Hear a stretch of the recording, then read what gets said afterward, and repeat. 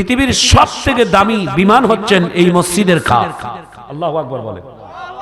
পৃথিবীর সবথেকে বড় বিমান, যে বিমানের টিকিট, এটা বড় দামি টিকিট। এটার ভিসা যদি একবার লাগে, এটা এই ভিসা বড় কঠিন ভিসা।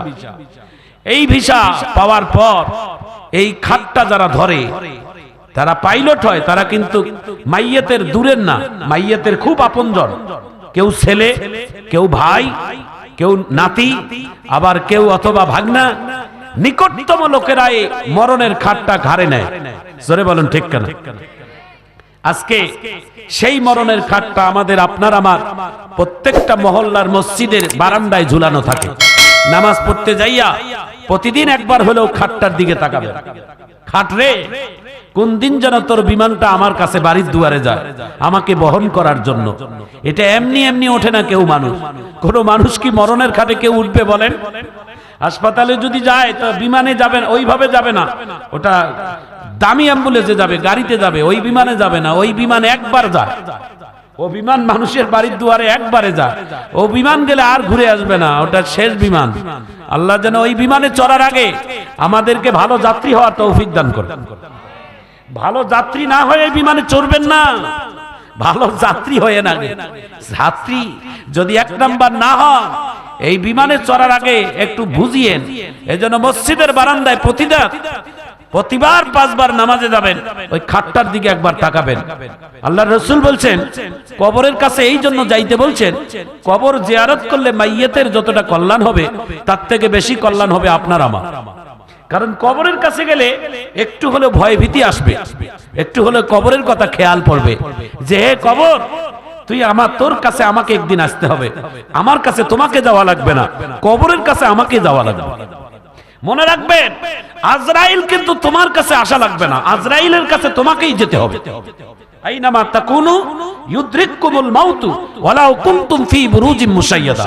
আপনার মৃত্যু হবে বগুড়া জেলায় চারমাথায়, আপনার এখানে মুরারিপুর পাড়া বাসা আপনার, আপনি টিকিট কেটে ওখানে যাচ্ছেন, আজরাইল ওখানে আপনার জন্য বসে আছে। আপনার মৃত্যু হবে সৌদি আরবে, ওখানে আপনি টিকিট বিমান কেটে চলে গেছেন। আপনার মৃত্যু হবে বড় মাঠে, ওখানেই চলে গেছেন। আপনার মৃত্যু হবে জিয়াহাত ফাউন্ডেশনে, ওখানে আপনি ভাড়া করে চলে গেছেন। আপনার মৃত্যু হবে দিনাজপুর মেডিকেল কলেজ হাসপাতালে, সেখানে আপনি চলে গেছেন। আজরাইলের কাছে আপনাকে যেতে হবে, আজরাইল আপনার কাছে আসবে না। আজরাইলের ঠেকা পড়ে নাই। আজরাইল আল্লাহ তাআলা এত বিশাল দেহের অধিকারী তাকে বানাইছেন যে একটা উপমা দিয়েছেন। উপমাটা কি? আপনার সামনে একটা খাবার প্লেট, একটা খাবার প্লেটের মধ্যে এক প্লেট খাবার, আপনার সামনে হাতের এরিয়ার ভিতরে খাবার, প্লেটটা তো আপনার সামনে, আপনি আপনার 5টা আঙ্গুল দিয়ে নেড়ে চেড়ে খাচ্ছেন। আপনার প্রত্যেকটা দানা আপনার হাতের মুঠে, আপনার আড়ালের মধ্যে, আপনার ভিতরে, আপনার আন্ডারে। তো সুতরাং আজরাইল তার জায়গা থেকে কাজ ছেড়ে নেয়, আপনাকে তার কাছে আসতে হবে, আপনাকে তার কাছে যেতে হবে। একটু চিৎকার দিয়ে ধরে কোন আল্লাহু আকবার। আজরাইলের ভয়ে যদি 7 তবক মাটির নিচে লুকাই, লাভ হবে? কথা বলেন। আজরাইলের ভয়ে যদি 7 আসমানের উপরে যাই, লুকাই, লাভ হবে? বাদশা আব্রাহা, আপনারা জানেন সূরা ফিলের এই তাফসীরটা পড়েছেন। আল্লাহ রাসূলের দুনিয়াতে আসার কয়েকদিন আগে এই ঘটনা করছেন। এই কাবা শরীফ ভাঙার জন্য বাদশা আব্রাহার দলবল নিয়ে কাবা শরীফ ভাঙার জন্য আসছিলেন। আল্লাহ তাআলা গজব তাদের উপর ফেলিয়েছেন। আলাম তারা কাইফা ফাআলা রাব্বুকা বিআসহাবিল ফিল। আল্লাহ যদি কোন জাতিকে, কোন কওমকে, কোন শক্তিশালী নেতাকে ধ্বংস করতে চায়, বড় বড় হাতিয়ার আল্লাহর জন্য প্রয়োজন হয় না, বড় বড় শক্তি লাগে না, জাহাজ লাগে না, বোমা লাগে না। আল্লাহ বলে, আমি বড় বড় কওমকে আমি বাতাস দিয়ে ধ্বংস করছি, পানি দিয়ে করেছি। নমরুদের মতো বড় নেতাকে ল্যাংড়া বসা দিয়ে আমি ধ্বংস করেছি। কথা কোন ঠিক? আল্লাহর কাছে বড় অস্ত্র লাগে ভাই। এই যে বর্তমান ভয়াবহ আগুন জ্বলতেছে আমেরিকার ঘটনা আপনারা জেনেছেন। অটোমেটিক আগুন, যে আগুন নিয়ন্ত্রণ করার ক্ষমতার বাহিরে। ও দেশের প্রশাসন সব তাদের সিলিন্ডার করেছে, কোন জাহাজ দিয়ে, বিমান দিয়ে পানি ছিটাচ্ছে। কত ফায়ার সার্ভিসের, কত স্টোর থেকে, কত দিক থেকে আপনার ভাবে তারা সহযোগিতা করতেছে, কিন্তু আগুন নিয়ন্ত্রণ করতে পারতেছেন না। এমন পর্যায়ে আজকের একটি ঘটনা শুনলাম, আগুন নিয়ন্ত্রণ করতে গিয়ে প্রায় কয়েকশো জন সৈনিক তারা দুনিয়া থেকে আগুন তাদেরকে গ্রেফতার করে ফেলেছে। তাহলে বলেন, আল্লাহর গজব কি দুনিয়ার কোন অস্ত্রের কাছে মোকাবেলা করা যায়?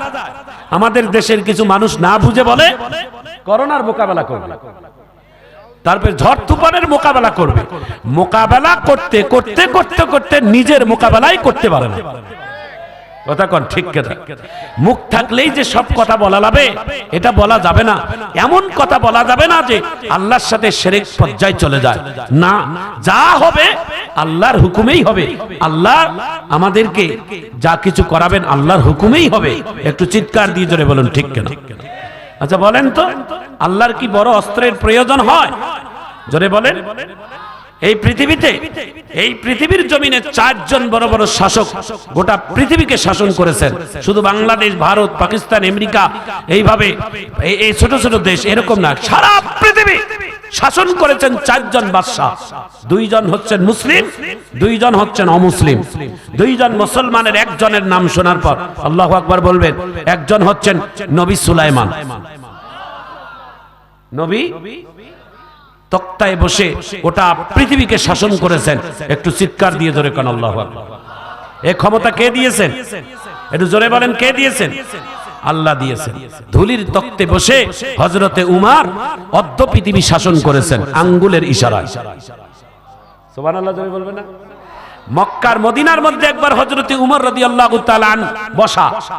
একজন সাহাবী এসে বলে, আমিরুল মুমিনিন, আমিরুল মুমিনিন, কিরে হাঁপাচ্ছিস কেন? কোন দুঃসংবাদ? কয় ভূমিকম্প আসতেছে ইয়া রাসূল। আমিরুল মুমিনিন, ভূমিকম্প, জমিন কাঁপতেছে। হযরতে আমিরুল মুমিনিনের হাতে লাঠি ছিল, লাঠি, লাঠি দিয়ে বলছে কোথায় ভূমিকম্প? বলে এই জায়গায়। আমিরুল মুমিনিন লাঠি দিয়ে ইঙ্গিত করে বলছে, এই ভূমিকম্প যেখানে আছিস ওখানে থাক। রাসূলের রওজার এরিয়ার ভিতরে কোনোদিন ভূমিকম্প আসবি না। কিয়ামত পর্যন্ত আল্লাহ তাকে নিস্তব্ধ করে দিয়েছে।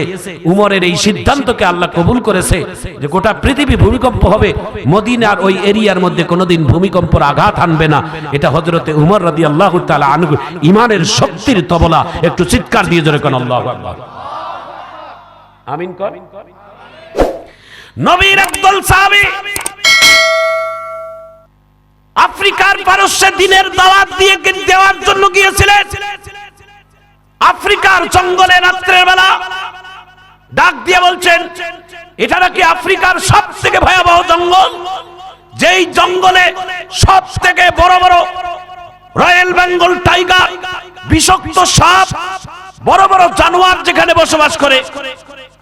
আফ্রিকার জঙ্গলকে টার্গেট করে নবীর সাহাবী ঘোষণা দিয়েছেন, এই আফ্রিকার জঙ্গলের হিংস্র প্রাণীরা তোমরা শোনো।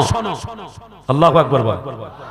দুনিয়ার কোন মানুষের বক্তব্য না, তিনি বলেছেন, এই আফ্রিকার জঙ্গলের হিংস্র প্রাণীরা, আমরা আমাদের পরিচয় শোনো। আমাদের পরিচয় হচ্ছে আমরা হচ্ছি নবীর সাহাবী। আচ্ছা, এর থেকে দামি পরিচয় আর পৃথিবীতে আছে? নবীর সাহাবী কেউ হতে পারবে? সাহাবী হওয়ার আর কোন সময় আছে? কেউ ইচ্ছা করলে রাসূলের সাহাবী হতে পারবে? ওটার একটা সময় ছিল, ওই সময় পর্যন্ত শেষ। নবীর সাহাবী একজনও আর হওয়ার সুযোগ নাই। একটু জোরে কোন আল্লাহু আকবার। ডাক দিয়ে বলে, কিছু আজকে রাত আমরা এই জঙ্গলের মধ্যে অবস্থান করব। এই জঙ্গলের মধ্যে তোমরা হিংস্র প্রাণী আর আমরা মানুষ বসবাস করা কষ্ট হয়ে যাবে। সুতরাং আমরা আজকে রাত এই জঙ্গলে অবস্থান করব। এই জঙ্গল থেকে তোমরা অন্য জঙ্গলে যাই আশ্রয় নিতে পারো, আমাদেরকে আজকে রাত্রে এই জঙ্গলে থাকতে দাও। নবীর সাহাবী যখন এই বক্তব্য দিয়েছে, সঙ্গে সেকেন্ডের মধ্যে বাঘের লাইনে বাঘ, সাপের লাইনে সাপ, হিংস্র প্রাণী যত আছে সবাই জঙ্গল ছেড়ে মিনিটের মধ্যে চলে অন্য জঙ্গলে চলে গেছে। এটা হচ্ছে ঈমানের শক্তি। জোরে বলো ঠিক কেন? শরীরের শক্তি আর ঈমানের শক্তি কোনোদিন এক না।